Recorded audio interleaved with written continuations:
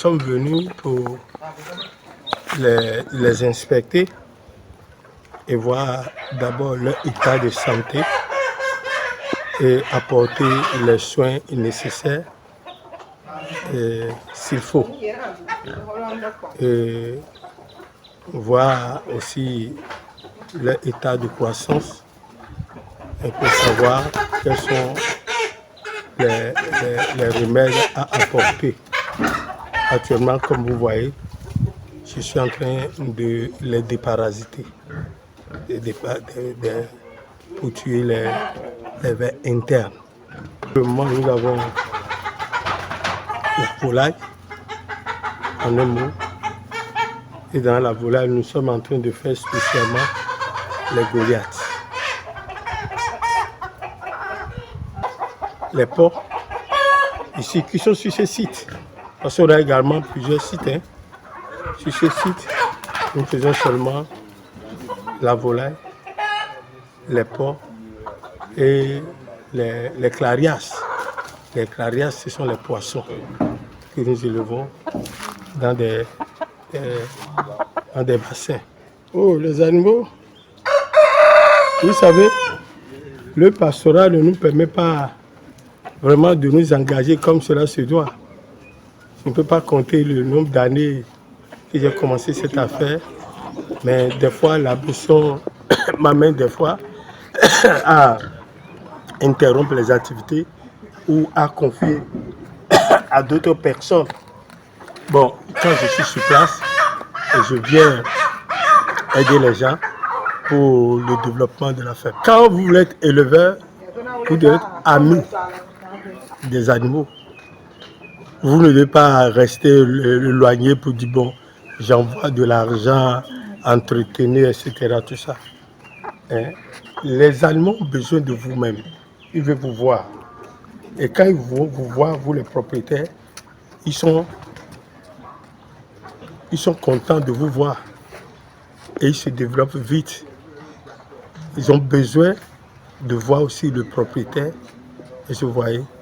Parce que si vous êtes le propriétaire des animaux, vous allez essayer de les aimer. Le fait que je leur porte des soins, comme vous voyez, ils sont vraiment très contents. Je leur porte des soins, je les nourris, ils sont vraiment contents. Et donc, on dit faire l'élevage et ne pas être proche des animaux, c'est un faux problème. Vous devez vous approcher des animaux et les aimer et leur porter des soins, les observer. Et si je leur fais le déparasitage, c'est parce que quand je suis venu ce matin, j'ai vu leur comportement. Et selon la prophétie, j'ai vu qu'il y a longtemps, on les a déjà déparasités. Et les médicaments sont déjà là prêts. J'ai dit, bon, j'en profite avant de rentrer dans mon véhicule et retourner chez vous. Nous avons une école qui fonctionne bien. On a été autorisé même par l'État, le complexe technique Agro-Cana. Nous avons notre site à Taco et nous avons l'ANES ici à Porto Novo. Et nous pouvons former les gens dans tous les domaines, toutes les filières possibles. La porcherie, les porcs, les volailles, tous les types de volailles.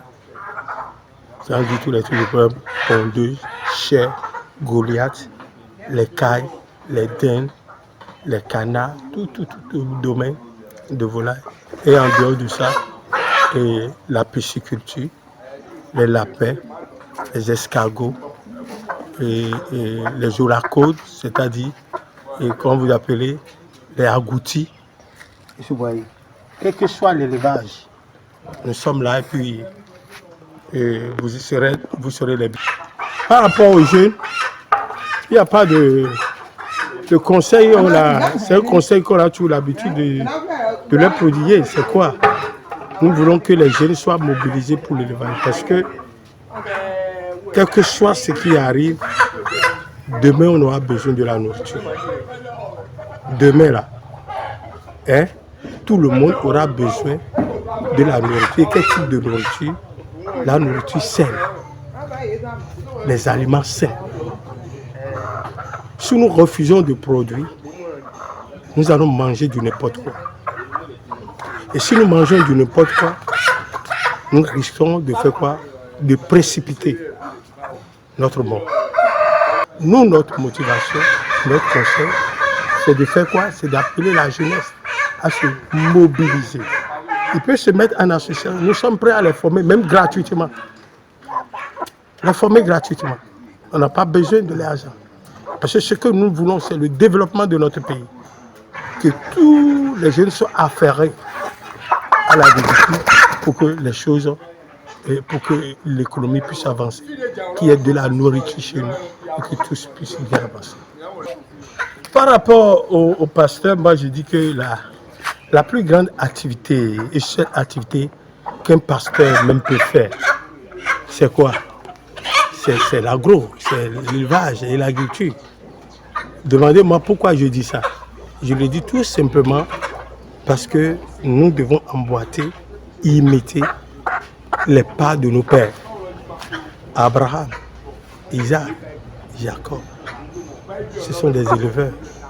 Et la Bible dit, c'est des gens qui étaient comment? Riches. Immensement. Immensement riches. Qu'est-ce qui leur donnait la richesse? C'était ça. C'était ça qui leur donnait la richesse. C'était immensement riche. Et malgré qu'ils faisaient tout ça, leur intimité avec Dieu était encore comment? Très profonde. De deux, ils sont dans des endroits éloignés du bruit qui leur permettait de faire quoi? D'être en communion, de prier. Tu peux être en train de faire ton élevage, être en train de prier, etc. Tout ça. Et Dieu sera en train de te parler, de te révéler. Même la patience que tu prends, même avec les animaux, hein, te donne aussi la patience pour pouvoir diriger les brebis de Dieu.